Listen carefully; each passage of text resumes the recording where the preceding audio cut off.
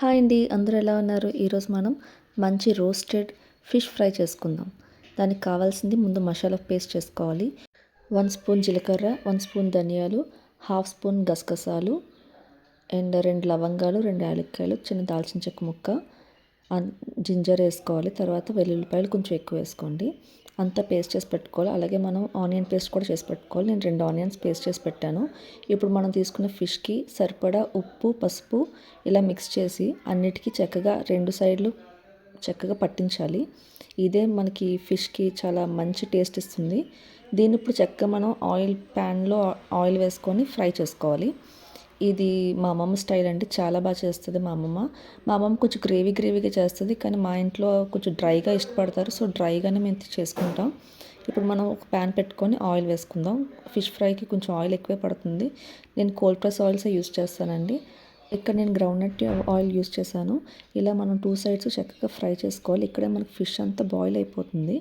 ఇప్పుడు మనం onion paste చేసి పెట్టుకున్నాం కదా, నేను 2 ఆనియన్స్ పేస్ట్ చేశానండి. అది నేను వేసేసాను. ఇందులో పచ్చిమిర్చి వేసుకొని కొంచెం కరివేపాకు వేసుకొని వేయించుకుందాం మంచిగా. కొంచెం వేగిన తర్వాత అంటే మనకి ఆయిల్ బాగా తేలినంత వరకు ఇలా వేగాలి. వేగిన తర్వాత ఇప్పుడు మనం పేస్ట్ వేసుకోవాలి. పేస్ట్ వేసుకున్న తర్వాత అది మంచిగా మనకి మంచి స్మెల్ వస్తూ ఉంటుంది. అలా వచ్చిన తర్వాత అప్పుడు మనం కారం యాడ్ చేసుకోవాలి. కారం యాడ్ చేసుకొని కారం 3 స్పూన్స్ యాడ్ చేశానండి. నేను తీసుకున్న ఫిష్కి 3 స్పూన్స్ సరిపోతుంది. కొంచెం వాటర్ వేసుకొని ఇలా గ్రేవీలా రావాలి. గ్రేవీలా వచ్చాక మనం ఒకసారి టేస్ట్ చేయాలి, సాల్ట్ సరిపోయిందా లేదా అని. సాల్ట్ వేసుకున్నాను నేను, 1 స్పూన్ వరకు సాల్ట్ పడింది. నేను అది చూపించడం అవ్వలేదు. తర్వాత ఇది మనం గ్రేవీ డ్రై అయ్యేంత వరకు 2 సైడ్లు మనం కాల్చుకుంటూ ఉండాలండి. చాలా అరోమాటిక్గా ఉంటుంది. మంచి స్మెల్తో చాలా బాగుంటుంది ఈ గ్రేవీ రైస్లో కానీ రోటీలో కానీ చాలా బాగుంటుంది. రైస్లో కలుపుకుంటే చాలా బాగుంటుంది. సో ఇంత డ్రై అవ్వాల్సిన అవసరం లేదు, కానీ మాకు డ్రై ఇష్టం కాబట్టి మేము డ్రై చేసుకున్నాం.